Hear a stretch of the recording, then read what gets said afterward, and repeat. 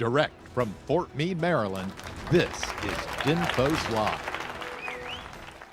Hello and welcome to another excellent episode of DINFOS Live. I'm Major David J. Murphy, a DINFOS instructor and your host for today's program. On episode 1 of our show, we talked all about social media and its importance in the information environment. Well, today we're happy to welcome back the guest of that episode to give us an update on the latest trends in social media for 2023. Please welcome back to the program the DINFOS Social Media Training Office Manager, Mr. Kwande Hall. Welcome back, Kwande. Hey, what's up, brother? Please have a seat. Yep, you got it. Now, if any of you out there watching would like to ask a question of Mr. Hall, don't hesitate to leave your questions down in the comments below, and we might just read them on the air. All right, Kwande, please give us a little bit of a detail about yourself, your life, and your history with public affairs and social media. Okay, wow. So, Kwande Hall, DINFOS Social Media Program Manager for training and development. I'm basically tasked with training and curriculum development for the schoolhouse. Been there for 5 years now. Prior to that, I spent 14 years in the Marine Corps, half of that time as a public affairs, in the public affairs world. Was fortunate or unfortunate enough to start out the Marine Corps social media back in 2010. So I've been basically entrenched in this social media realm for probably the last 13 years now. So. Wow, Yeah. Outstanding. That definitely shows that you're a subject matter expert on the topic, and we're really lucky to have you here. So let's not beat around the bush and get people what they want to know about, why they tuned into the program, which is, what are some of the top social media trends for 2023? Oh, wow. So trends. I guess short form video would probably be the biggest. Yeah. Everybody's jumping on that. All the platforms are kind of geared towards that whole short form video format. But that's not to say that, these other forms of content aren't just going away, right? Right. Long form still has a place, YouTube, your Vimeos, things like that. Sure. But the platforms are designed and set up for more of this short form video content format, because that's what people want. The Right. people are always going to be the driving force behind social media and those trends. Yeah. They are always going to be the people who determine what is success and failure, what our content should look like. So we've got to really tune into our audiences, and understand what it is that they want to hear from us, or how they want to consume information from us. But the platforms, they're constantly changing, I know there's a huge focus on groups in the Facebook world, because they want to design it for more niche, you want more niche communities to kind of come together. Right.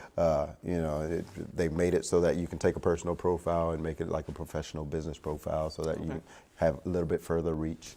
Your LinkedIn is kind of changing and evolving. You're able to do slide decks and short form video there and things like that as well. So, they're constantly updating. I think you just got to do your research and understand, these things are going to continually change, and try to stay as up to date as possible. Yeah, no, absolutely. I can't agree with you more. Short form vertical video, I can't approach a platform without seeing some sort of way they've incorporated that into their systems. But is there still a place for photo, graphics, text-based content on those platforms? Oh, absolutely. I think, short form is just a portion of your overall strategy. You should definitely not abandon, your photos and your graphic design. Your graphics and doing surveys and things like that. People are still kind of pulled in by those things. You can probably see it on your own Facebook feeds. You'll see just friends using, just a simple background with words or text on it, Those are still just as impactful as a photo, which is, photo's worth 1,000 words, right? Photo imagery, captive imagery is always going to be a driving force. Video is just one of those things that makes it a little bit easier to consume information, And we are in a society where people are constantly scrolling, so you've got to be able to capture that attention. And really short form video, you can say a lot in that little bit of time, and a lot of times it kind of draws people in. But don't abandon all those other tools as well, Absolutely. Obviously a lot of units and websites and different pages have Facebook, Twitter, Instagram. Those are probably the most common, right? But should units be looking at smaller or newer platforms to potentially branch out into, or should they stick to what's tried and true? Well, it's the DoD 5400 TAC 17 kind of dictates and determines what platforms we can use and who authorizes approval of newer platforms, you know. So you should be going through DISA and should be going through, you know, if you're looking at other platforms. So that, which is why we always stick with the, you know, your main five, your Facebook, your Instagram, YouTube. But as part of social media, I mean, I think it's important to be able to understand that all those other platforms are out there. There's over 100, literally over 100 social media platforms when you really think about social and two-way communication. Sure. You know, so you got to be able to kind of tune into all of them. If you're not paying attention to Reddit, or if you're not paying attention to Cure, or paying attention to, you know, WhatsApp and those capabilities that are there and things like that, you know, you're kind of doing yourself a disservice in this space. You know, as a communicator, you've got to understand it's environmental scanning, right? I've got to understand all of these platforms. I got to understand the conversations that's happening in all of these places. I know, you know, we shy away from, you know, the platform that shall not be named, right? Yeah, but there's a lot of us on those platforms. Sure. And so as a communicator, as a PA chief or social media chief, it's important that I tune in to at least listen to the conversations that are being had there, you know, to listen and understand what people are saying, what people are looking for in those spaces, and then how can I incorporate that into my social strategy? Is it something that I need to incorporate into my social strategy, you know? It's a part of the entire world, the digital world that exists. You know, it's composed of all of that, and so I've got to pay attention to it, at least pay attention to it. That doesn't necessarily mean that I need a command presence there. Right. But I do need to use those social monitoring, social listening, you know, on those platforms to understand the environment. Absolutely. I remember back probably about a decade ago or so, a previous Chief Master of the Air Force actually did an AMA on Reddit, which was huge at the time. Right. To kind of take that forward-leaning step towards engaging on a platform that we didn't normally traditionally engage on, I think was a great way to really get social listening and hear from the actual audience and stakeholders we're trying to engage with. Absolutely.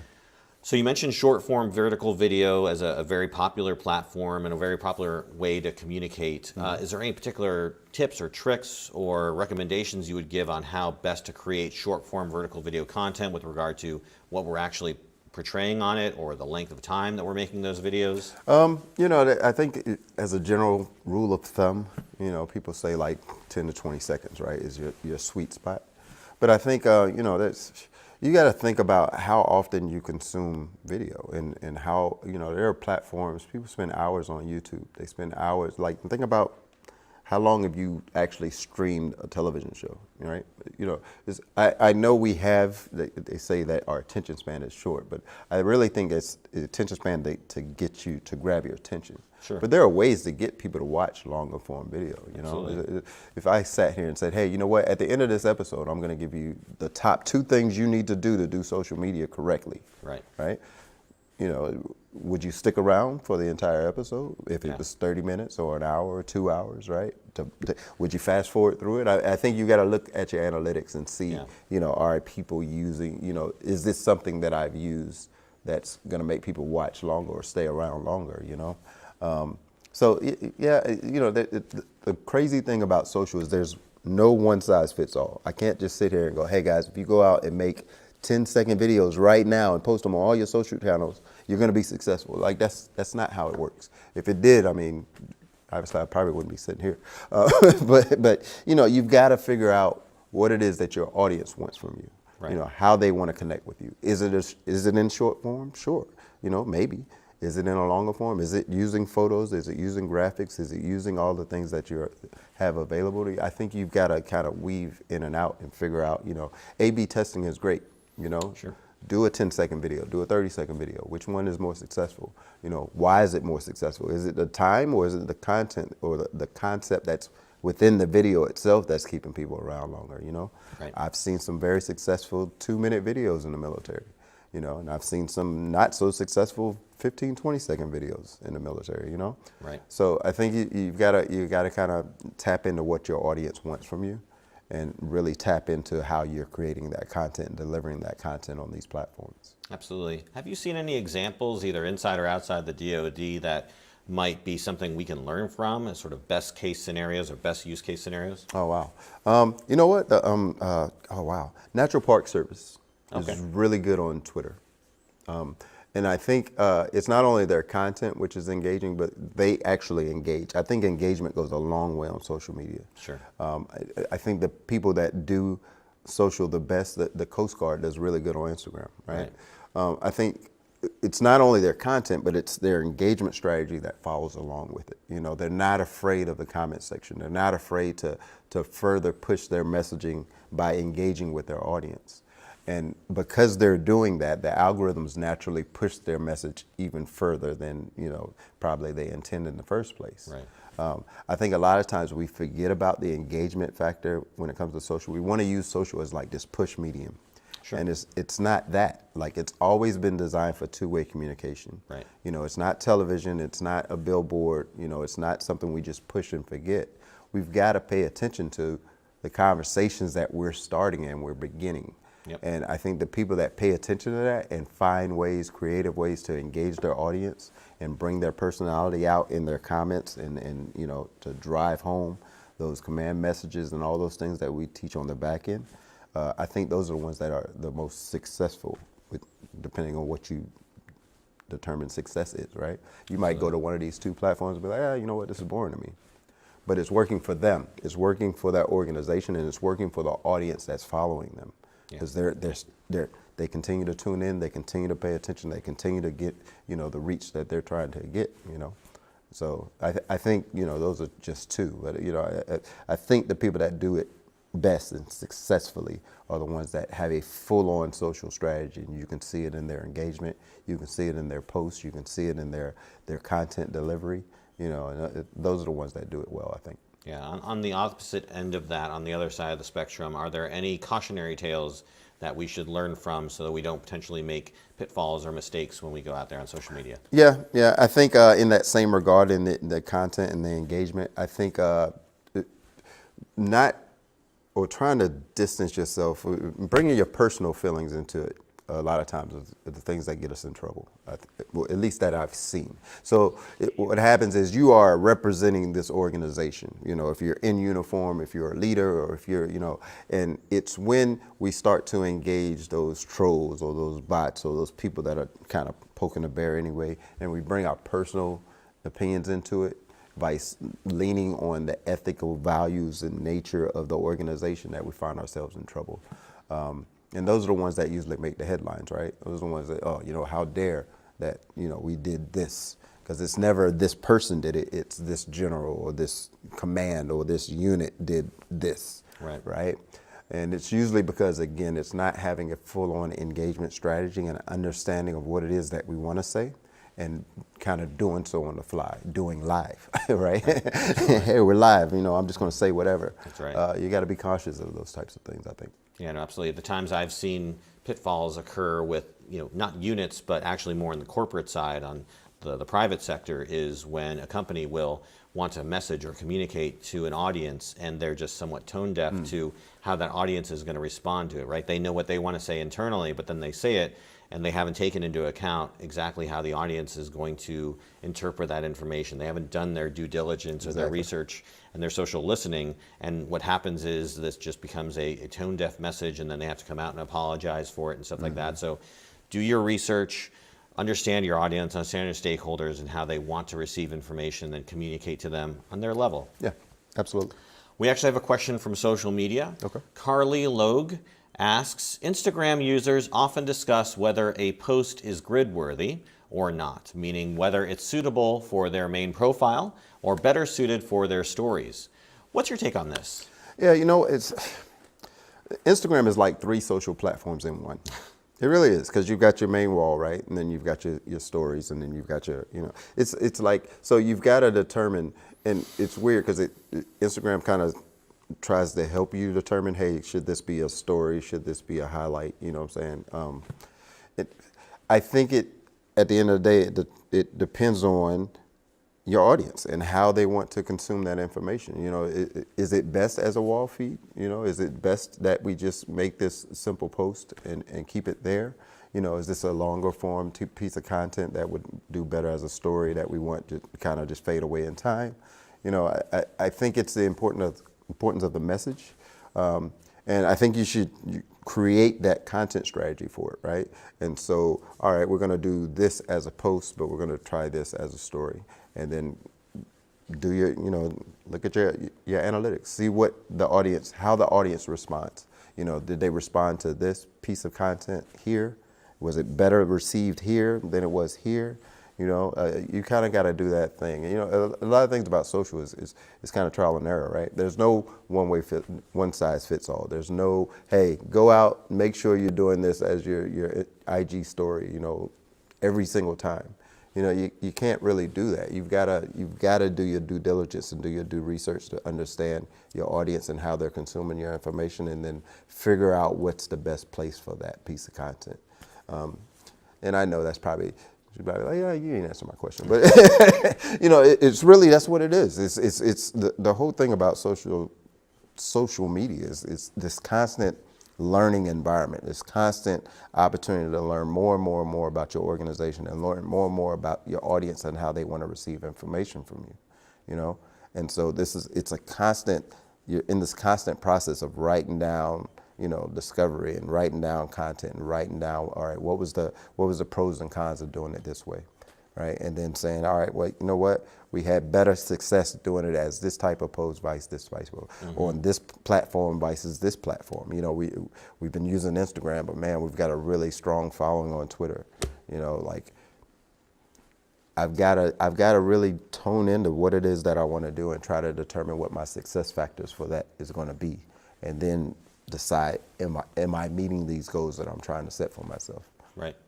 I will say the only thing I know with regard to Instagram is that you can put a gallery in one post, right? So with anything like that, whether it be Facebook where you have a series of images, you want to make sure that first image is powerful, impactful, and draws the attention of the viewer, because you want them to look at all the images in the gallery. So make sure that first image is very strong. Right, but the trick with that is, again, it goes back to your algorithms, right? Same thing with LinkedIn. You can do these slides, right? Sometimes when you go to, the beauty of doing like, hey, I want to put like 5 images in a post, okay, is the algorithm will show that post different, right? Oh, okay. And so it might recycle that post back into the feed because, hey, you saw this picture from this one, but here's the third photo. Did you see that one, right? And so, and that's determined on all kinds of factors, how long did people actually stay on that particular photo when they were swiping through. It's really, algorithms, that's a whole nother discussion altogether. But yeah, you've got to consider those things. Absolutely. Social media managers, that's a full-time job in many units, obviously, and it's tough to do and do well with all of the demands placed on someone to try to obviously manage a unit social media page and leverage all of the different metrics that can be leveraged. Are there any tools you would recommend for those folks who are just trying to do the best they can?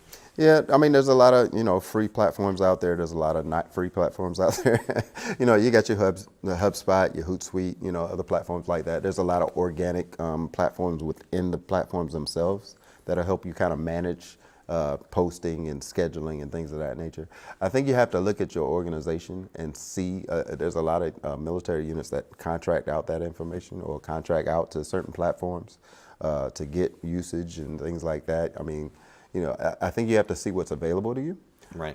And really, I think at the end of the day, it's important to understand what those platforms are actually doing for you. Right? Okay. Is it a scheduling software that you're actually looking for? And if that's the case, is this something that I can do organically, or is this something that, if I buy this big platform, is it helping me, schedule across platforms a little easier, things of that nature? I think you have to understand what that tool is doing and not be so dependent on that tool, but then utilize or understand, is there a tool out there that will better help me to manage the things that I'm trying to manage? And like I said, there's a lot of free ones out there. There's a few non-free ones out there. It's really, I think, at the discretion of the organization or the unit.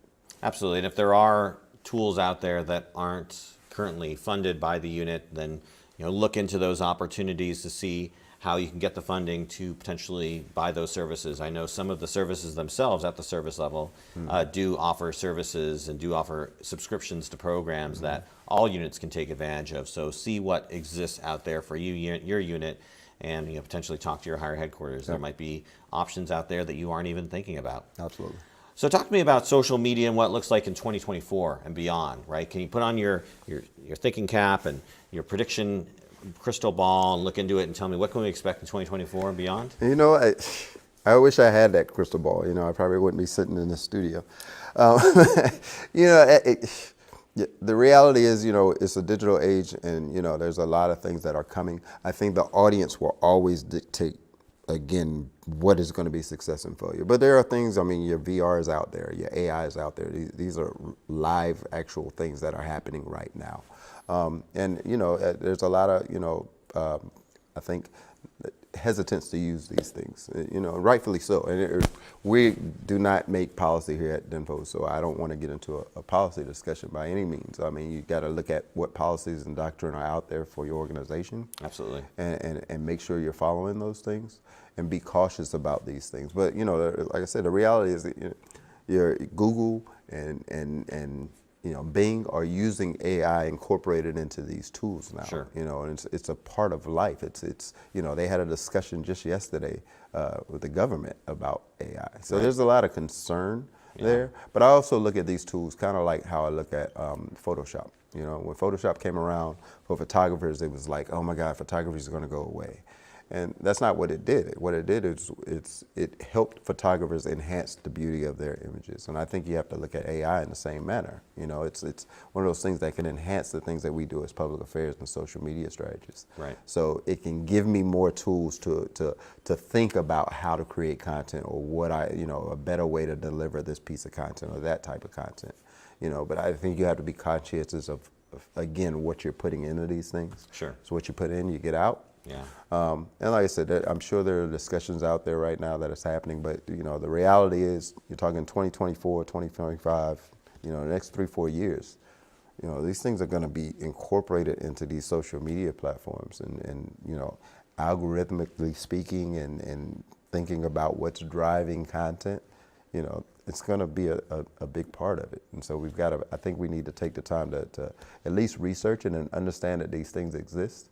And right. Then kind of go forward with optimism with it, I think, would be right. You know, I think it's interesting, yeah, something with AI that I think is interesting is that it's being so quickly absorbed into all these different programs and browsers and Photoshop and everything like that, that it's almost going to be harder to avoid than it is to actually seek out and use, because it's going to be there, whether you want it or not. I mean, it's been here, you know, actively going for the last 6, 7, 8 months, you know, like actively, like boom, boom, boom, it's here now. Yeah. You know, so it's how does that change my strategy? How does that change the way that I use social? Yeah. How does that improve or you know, not improve my use of social media and the platforms that I'm using and understanding? You know, I think there's definitely going to play a part in how we communicate in the future and how we continue to communicate using social media and all the other channels that we choose to use. You know, one technology that's existed for a long time and has come into recent prominence just because other major companies are stepping into the sector is AR and VR. Do you see a place for units to perhaps engage on those platforms in a social media context? I mean, yeah, sure. You know, can I see a world where people go into like a virtual recruiting office, you know, and sit down and have discussions with? Yeah, absolutely. I think so.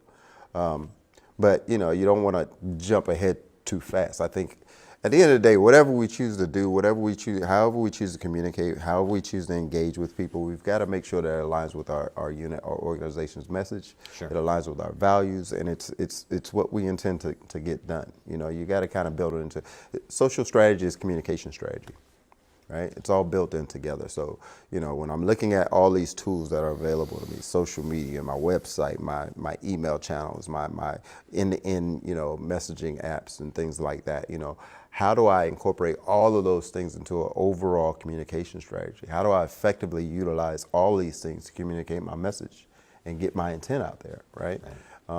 You build it all in together, and then you kind of evaluate, all right, is it the time for me to explore VR? Is it a time for me to explore, you know, this platform? Is it a time, you know, should I be on Reddit? Should I be, you know, paying attention to Cure? Or should I be, you know, looking at TikTok or the new, you know, what is it called, Blue Sky that's being in development? You know, like, and everybody's like, oh God, what's Blue Sky? So, don't worry, it's not a big thing yet, but it's coming. You know, how do I incorporate all of those things into my communication strategy? Is it a thing that, you know, I need to look at doing and incorporating into the things that I'm trying to communicate? Yeah, no, at the end of the day, it makes sense. If it makes sense to use it, right? If that's who your audience is, if that's who your stakeholders are, then maybe it makes sense to have a place on that, engage on that platform. Yeah. Otherwise, there's a million different things you can do on social media.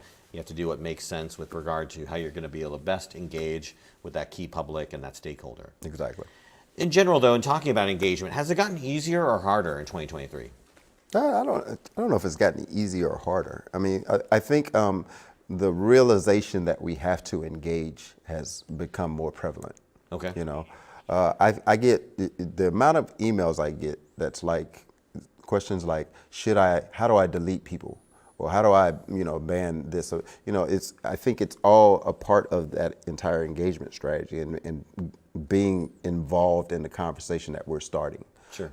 A lot of times with social, we forget that this is about two-way communication, right? Which means if I agree to be on social media and I put something on social media, there's a chance, a high chance that somebody's going to respond, right? And then what do I do as a result of that? We've in the beginning we didn't consider that. It was like, hey, let's get this message out, and then people would respond, and it's like, wait, they're not responding how I want them to respond. So what do I do? We didn't think through what's the next step, right? And so I think that's becoming more and more of a realization, as information is getting mixed up in this digital space, and people take our intended message and interpret it in ways that they want. We're finding that, oh man, sometimes we have to clarify, or sometimes we've got to kind of guide the conversation, or sometimes we've got to manage that people aren't bullying and attacking, the people that are just here to consume information, right? And so we start to realize that, man, we need a full-on content strategy. We need a full-on engagement strategy. We need a full-on, like, social media is not just worried about Facebook. It's so much broader than that. I got an email just today. It was like, hey, give me the social media. What's the basics of social media? What social media 101? I'm like, all right, so what is that, right? What is social media 101? Because for me, it's all right, what policies or procedures exist out there? What platforms are we looking at? How do those platforms work? The algorithms behind those platforms and how it's pushing out my information. What analytics are we going to look at? How do I know if I'm being successful or failing at this thing?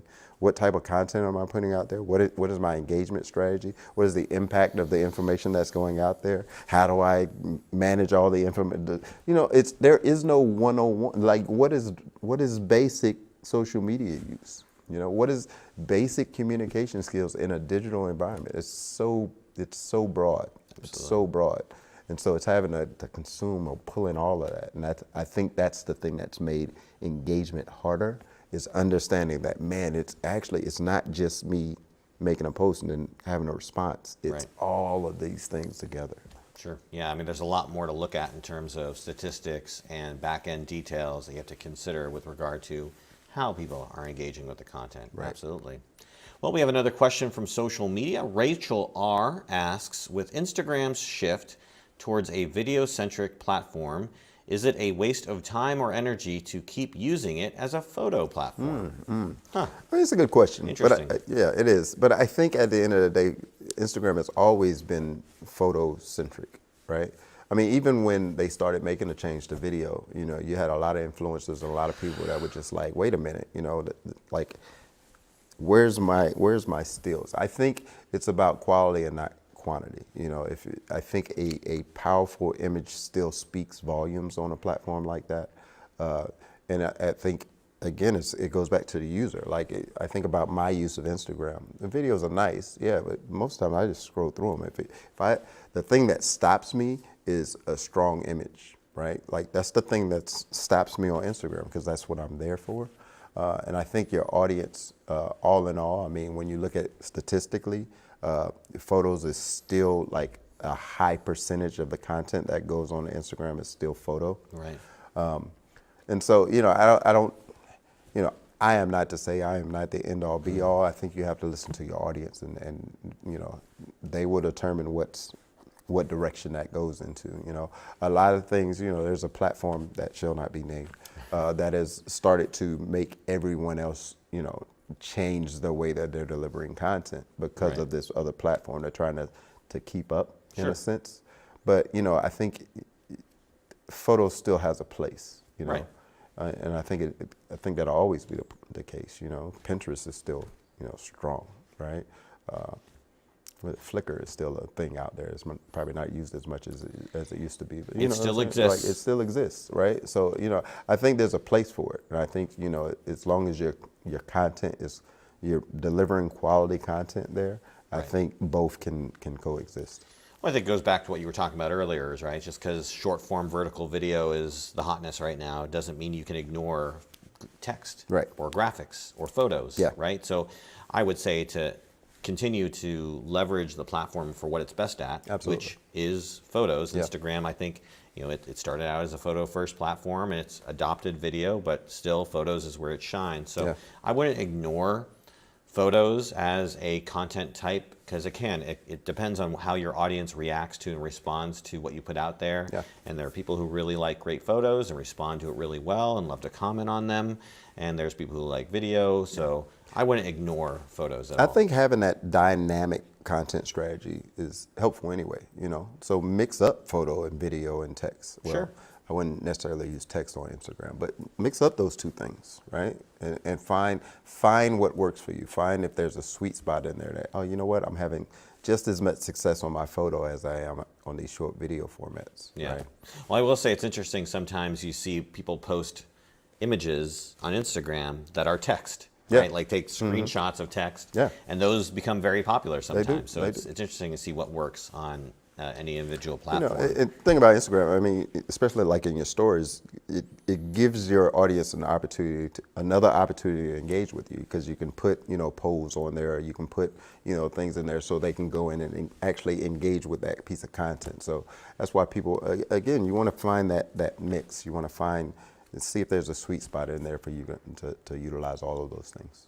Absolutely. A lot of times, units will say, like, let's just do social media and that'll be our strategy in which we're going to communicate. But, is there still a place for the more traditional methods of communication, the in-person, the television, the other things like that? Or should social media be seen as the panacea to solve all of our problems?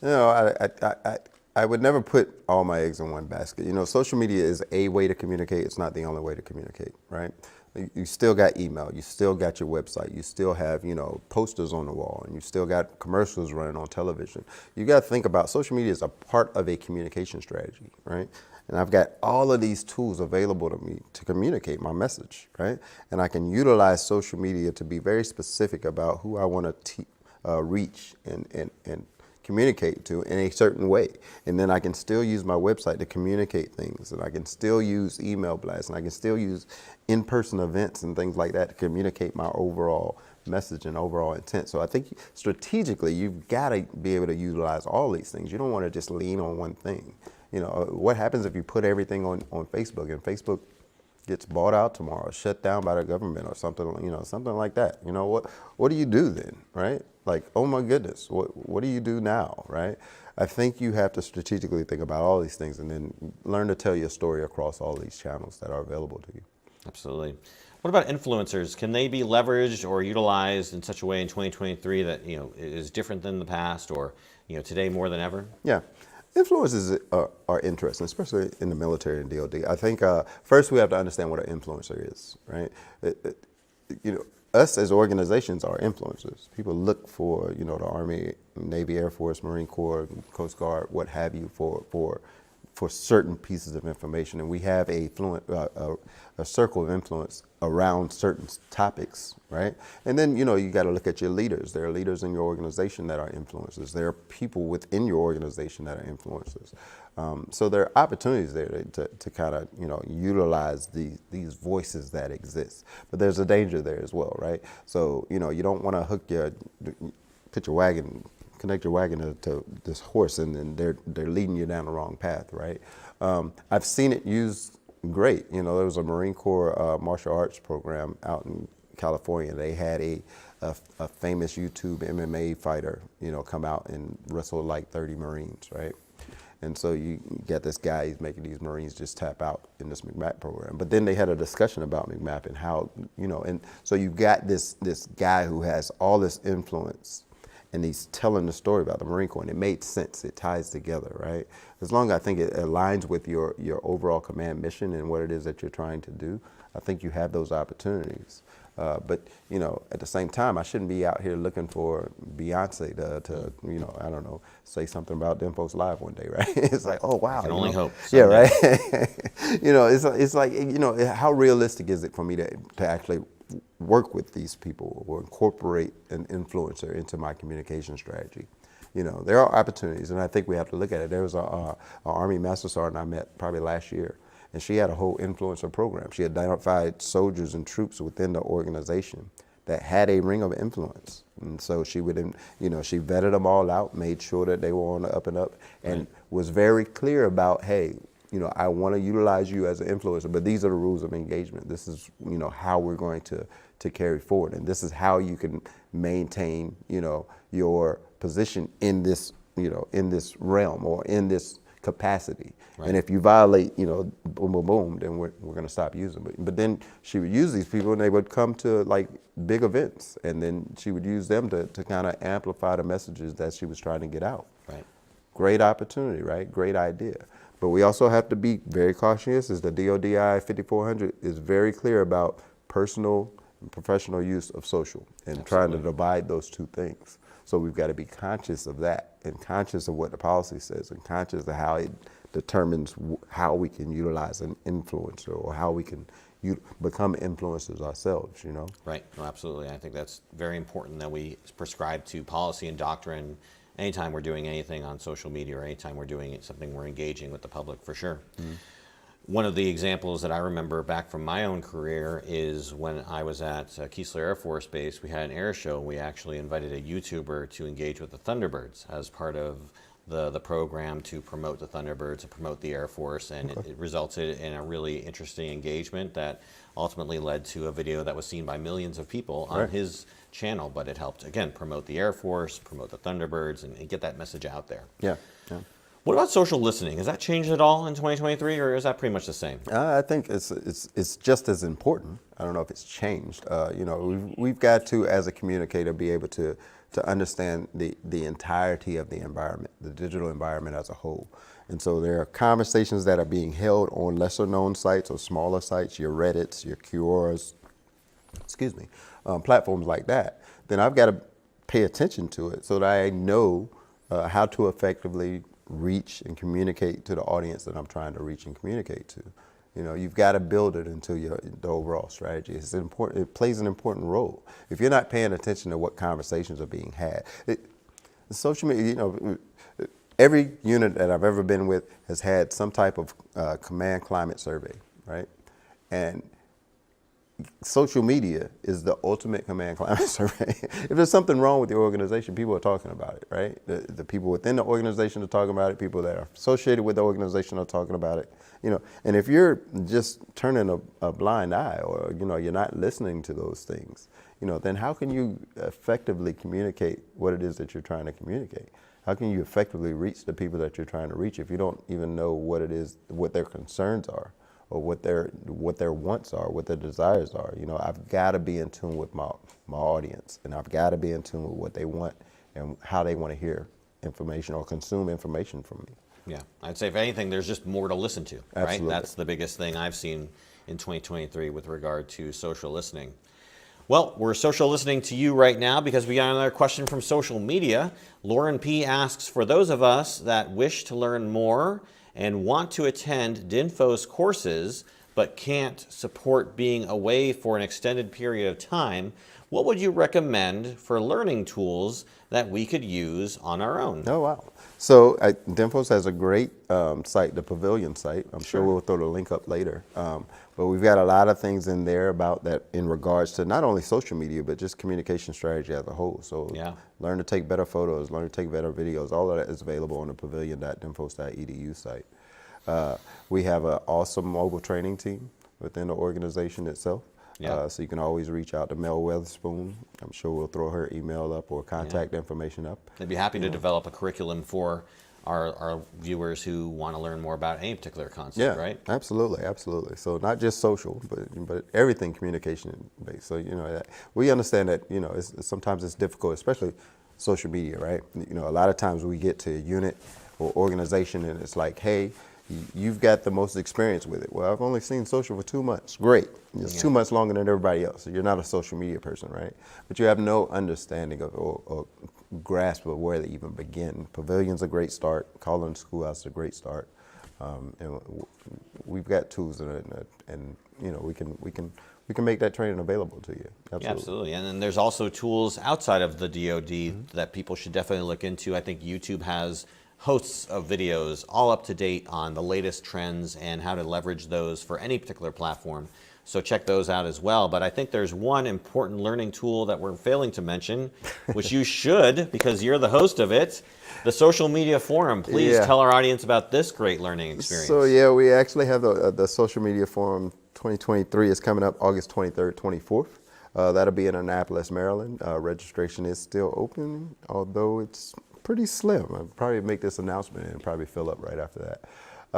But you can come to Annapolis, join us in Annapolis. We've got some dynamic speakers that are coming out. Mr. Mark Schaefer, who's a famous marketer and author, is going to come out and speak to us about audiences. We're going to have people from West Virginia, people from National Defense University, people from Syracuse and whatever. They're all coming together. Some people within the DoD itself coming together and just kind of giving you some valuable insights into how to create better content, how to look at and analyze the data, how to change direction, how influence operations are working in this digital environment. I mean, just a great 2-day event. I'm really excited about it. This is the first year that we're actually in person.